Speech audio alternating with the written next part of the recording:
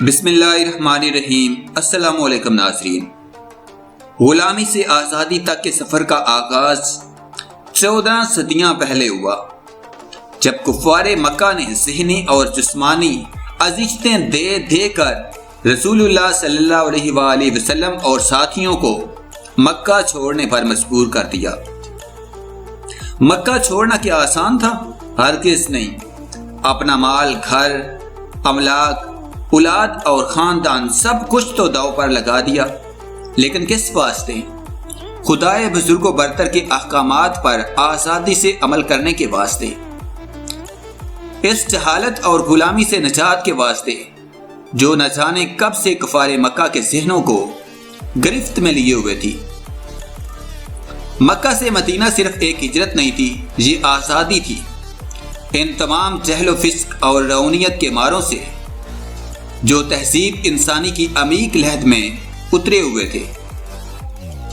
مدینہ ہی وہ پہلی ریاست تھی جسے اسلامی احکامات پر آزادی سے عمل کرنے کے لیے چنا گیا۔ اس ریاست کی اینٹ اینٹ اس مذہبی آزادی کی تاکیات معترف رہے گی۔ میرے نبی صلی اللہ علیہ وآلہ وسلم نے اس آزادی کو مدینہ والوں کا نصیب بنا دیا۔ میرے نبی صلی اللہ علیہ وآلہ وسلم نے اس آزادی کو مدینہ والوں کا نصیب بنا دیا اور دیگر بستیوں کے غلام اذہان کو انسانی پستی سے نکالنے کی تگودو شروع کر دی۔ ایسی ہی ایک بستی طائف تھی جہاں رحمت للعالمین نے اپنے قدم رنجہ فرمائے تو اس کے بچے بچے نے میرے نبی صلی اللہ علیہ وآلہ وسلم کو لہو لہان کر دیا۔ رحمت للعالمین صلی اللہ علیہ وآلہ وسلم کو ایسی تکالیف پہنچائیں کہ آسمان لرز اٹھا، فرشتے جلال و برہم کا پیکر ہو گئے اور بارگاہ رسالت میں عرض کی کہ حکم فرمائیے اس بستی کو 2 پہاڑوں میں دفنا دیا جائے۔ آزادی کے علم بردار دور اندیش زمانہ نے فرمایا ہرگز نہیں، یہی وہ بستی ہے جہاں سے دین کو فروغ دینے والے بہترین لوگ پیدا ہوں گے۔ میرے نبی صلی اللہ علیہ وآلہ وسلم نے ان بستی والوں کے حق میں دعا کی اور قریباً 1 صدی بعد اسی بستی سے حجاج بن یوسف نے اپنے بھتیجے محمد بن قاسم کو ہند میں مقید ایک مسلمان بیٹی کی پکار پر اسلام کی تلوار تھما کر بھیجا۔ 17 سال کا یہ نوجوان ہند میں اپنی ماؤں بہنوں کی آزادی کے واسطے زندگی کی تمام تر احساسات پسے پشت ڈال کر میرے نبی صلی اللہ علیہ وآلہ وسلم کی پیش گوئی کو سچ ثابت کرنے چلا آیا۔ وہ جب آیا تو چند ہزار کے لشکر کے ساتھ تھا اور جب وہ گیا تو ہندوستان میں اسلام کا علم بلند کر گیا اور لاکھوں کو دین حق کی پہچان کروا گیا۔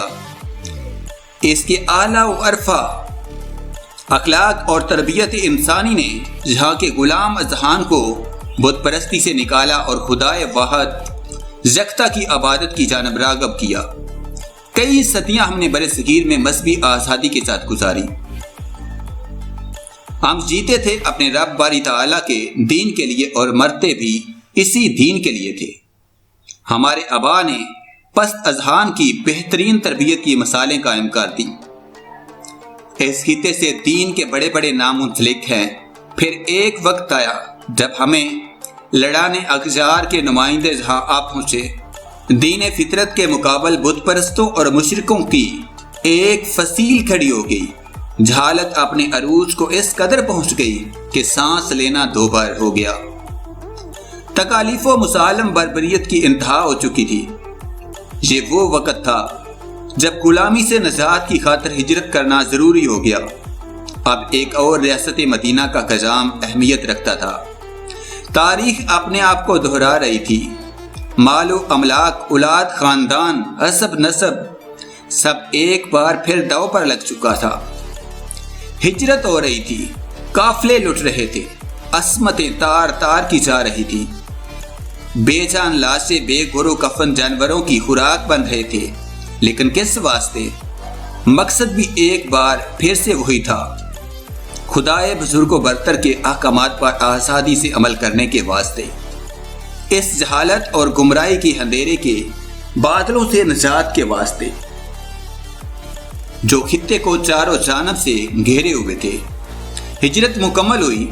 70 سال پہلے دین فطرت کے واسطے ہجرت کرنے والے مہاجر ایک وطن حاصل کرنے میں کامیاب ہو گئے۔ آج ہم اسلام کے نام پر حاصل کی یہ وطن عزیز میں مذہبی آزادی کے ساتھ مطمئن زندگیاں گزار رہے ہیں۔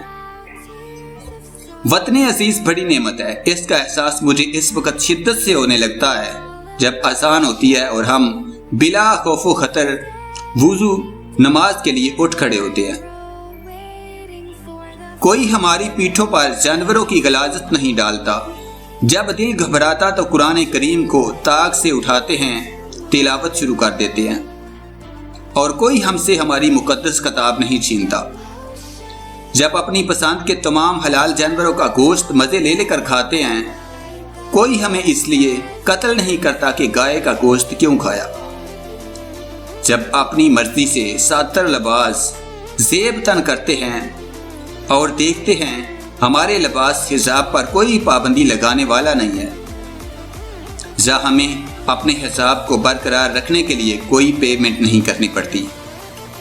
جب ہم اپنا دین اسلام کا فریضہ بذریعہ مجالس محافل منعقد کر کے یا گھر گھر دعوت دے کر ادا کرتے ہیں، کوئی ہمیں دہشت گرد یا انتہا پسند نہیں قرار دیتا۔ قدر کیجیے اس آزادی کی۔ اس کی بنیادوں میں تاریخ کی عظیم ترین ہستیوں کا لہو ہے۔ جشن آزادی مبارک۔